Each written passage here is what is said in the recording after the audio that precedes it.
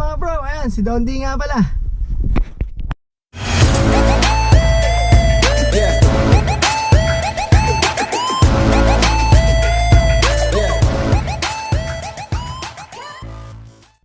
Ayan, sa araw na to, pupunta pala tayo ng Skyfreight. Bibili tayo ng karton at aalamin na din natin kung magkano ang padala sa Luzon, Visayas at Mindanao. Oo, ayan. Sa Skyfreight nagpapadala yung asawa ko kasi doon daw subok na. Oo, asawa ko lang naman nagpapadala. Doon talaga subok at saka nakakarating ng maayos. Oo, wala pa naman ako nabalitaan na nagkaroon ng issue ang Skyfreight. Kaya ayun. Maganda siyang padalhan.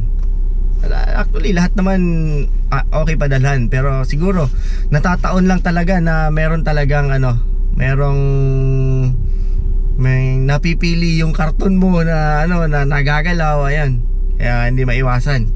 Pero so far, sasabihin ko ulit, Skyfreight wala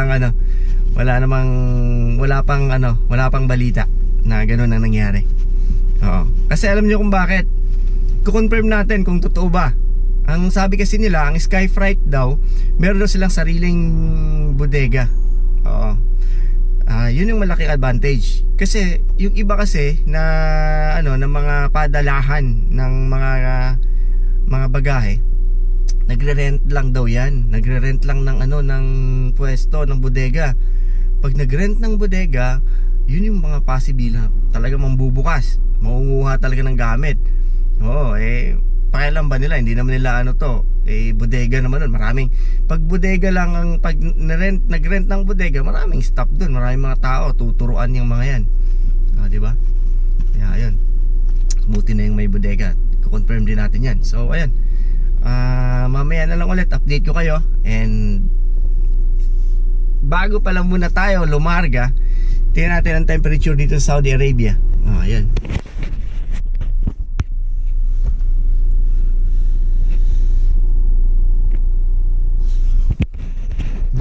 Ang oras ay alas 10 na 18. So parang kanina medyo mababa yan. Ngayon mataas-taas na. Mababa na nga yan nung mga past few days. Nako, sobrang lamig.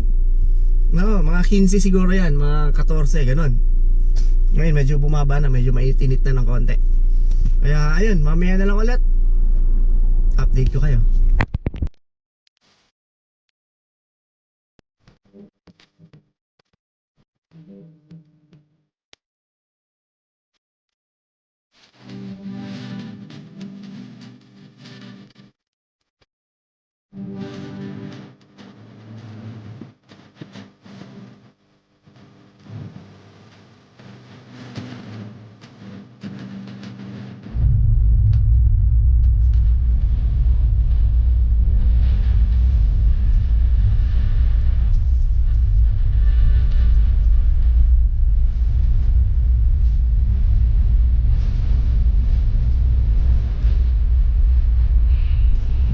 Ay, nandito na tayo mga bro, sa tapat mismo ng Skyfreight. Tingnan natin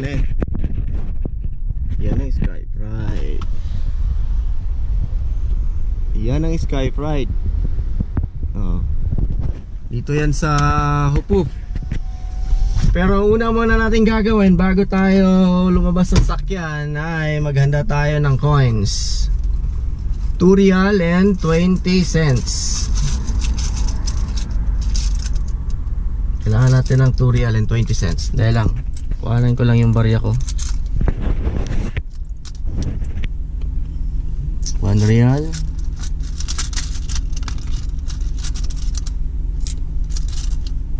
2 real 25 cents. Yan.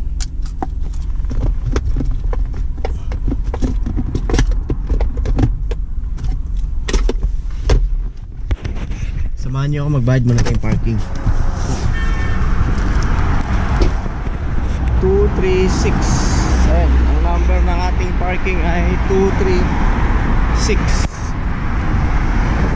Kailangan nating magbayad ng parking kasi alam niyo kung bakit. Mahirap mag-tow, Brad. Mahal lang mag-tow.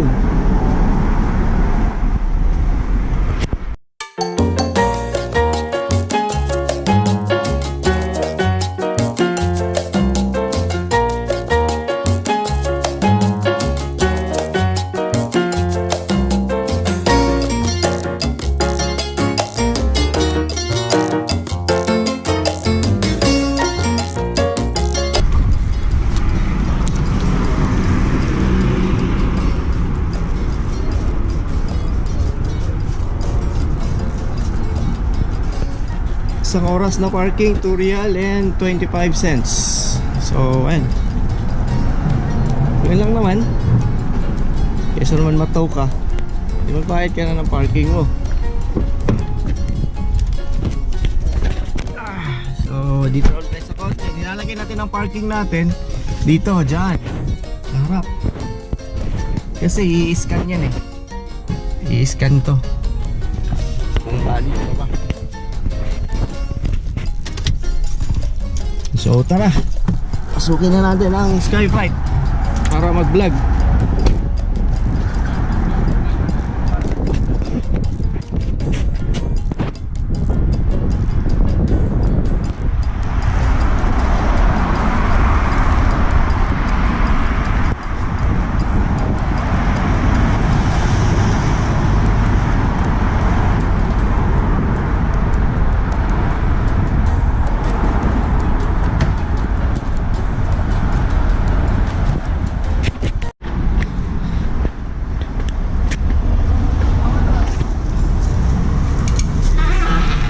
Hello sir.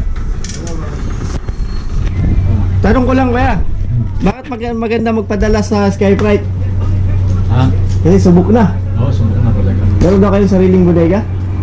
Oo, man. Eh, sarili kaming van. Oh, ayun, narinig nyo ha. How much this one, pare? Ha? How much? This one, 800 real.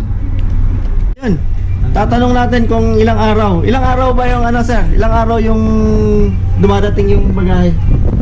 Advent Air Cargo o Sea Cargo? Sea Cargo. Mula rito, Bungabon. Pangasinan? Bungabon, Nueva Ecija. Nueva Ecija? Kasi may mga schedule po kami eh. Depende sa padala yan, yung kung ano araw. Ayun na, may mga schedule kami ganyan. Halimbawa yan. Post 24. Ah, so mayroong May, ano, may mga kuwan kami dyan. Yan, kung oh. ipapadala ko ng January Papadala mo siya ng kuwan, palagay mo na January 22, 22, oh. February 7. ang alis, Makakaalis yung barko. Oo. Tapos darating ng yung arrival niya sa Maynila, March 13. Tapos Pangasinan ka, Nueva Ecija. Nueva Ecija, March 23. Ang dating. Yan mga tentative yan. Mabilis lang. Mm. So bibili pala ako ng karton, yung ano, yung malaki. Anong size po? Malaki sir, extra large ba yun? Pinakamalaki. Walang yung yun eh, yung available lang namin. Ay, yung ganito oh. Wala pa tayong stock. Kailan magkakaroon? Don't discount. Ano lang ang meron? Yung gano'n lang? Don't discount. Number, yan yung extra lang. Nak. Yung ganito ano? Number 1 box. Air Cargo. Discount ko din kababayan mo, hindi na sa akin. Ah, may mga chances na nag-iiba yung presyo ng ano, ng box kasi Depende sa size. Yung pinaka natin, yung super tipid, 69 lang po yan for Metro Manila. Metro Manila na 69. For Metro Manila 69. Pag Luzon, Visayas, Visayas, Mindanao, iba rin ang presyo. Visayas, Mindanao, yung pinakamaliit 189 for Visayas. Oo. Tapos yung Mindanao 199. Yan. Yun lang ba yung naka-promo ngayon, sir? Hindi, lahat Lahat na? Lahat ng box na yan, promo yan. Ay, kukuha na ako ng box na yan, yung X Ultra, pati yung X Ultra. Oh, X Ultra. Magkano pag sa- Manila, 219 lang, 219. Nueva Ecija. Oh. Nueva Ecija. Sa Nueva Ecija 269. Oh. X Ultra 'yon.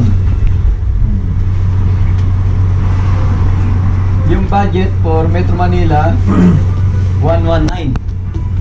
119, Pangalawa, yung yan. Tapos sa Visayas Mindanao 239. Sa Mindanao, Mindanao 259. Susunod ko ba kung ilang peraso, sir? Pakisulat.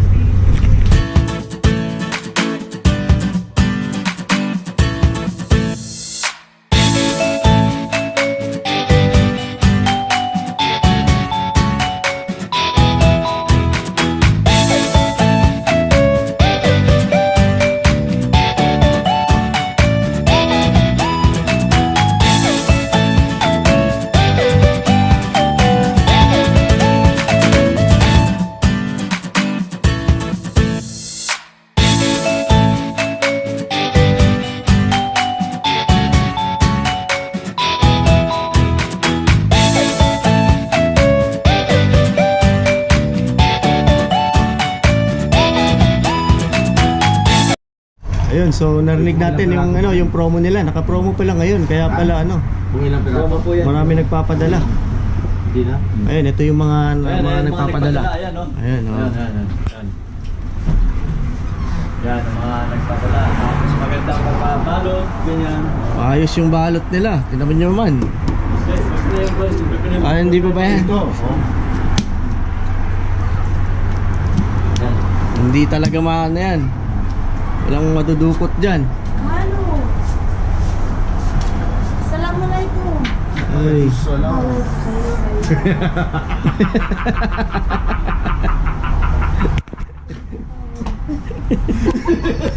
Tuwang-tuwa ka dati. Bakit? I am so Meron pala tayong mga ano, mga prohibited sa loob ng sea cargo at sa air cargo. Sa air cargo, sa sea cargo wala pa lang ano yan, walang limit kahit ano ilagay mo. Wag lang yung ano, Wag lang yung mga delik, mga fragile. Mga nababasag. Ayun. Kita ba dyan? Maliwanag ba dyan? Wala kang kopya niyan sa ano kaya? Papel? Ayun. Oo. Ayun. Ilalagay ko dito yung mga ano, yung mga i-insert ko after ng video na to, yung ano, yung mga bawal sa sea cargo. Ay, sa air cargo. Sa air cargo, ayan, namamali na. Pero nai-edit naman to, kaya walang problema. Ayan.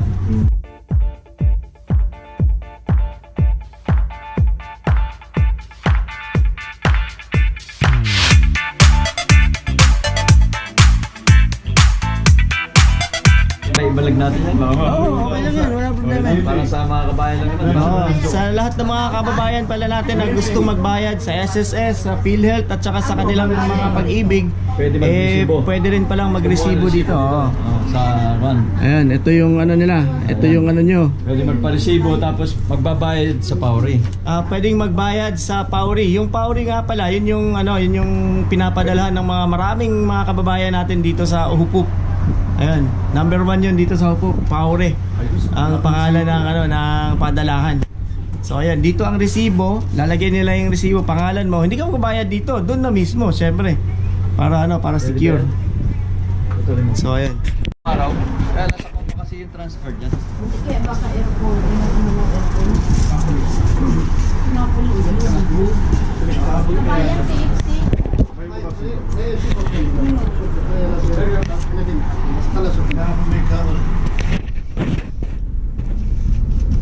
So ayan mga bro, natapos na tayo. Andun lahat ng mga kailangan nating malaman para sa ano, pagpapadala ninyo ng ano, ng bagahe para sa kung saan man kayo sa Pilipinas.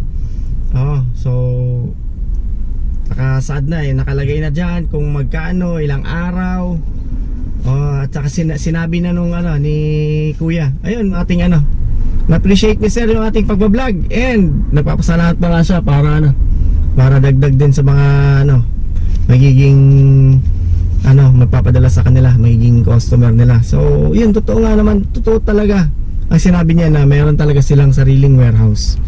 Advantage yun para sa mga ano, sa mga may nagpapadala. So, dito ko natatapusin ang ating vlog. Thank you so much sa panunod ng aking vlog. And I hope na ano, and hope na meron kayong nakuha sa ano, sa araw na to, sa vlog ko. Ayun.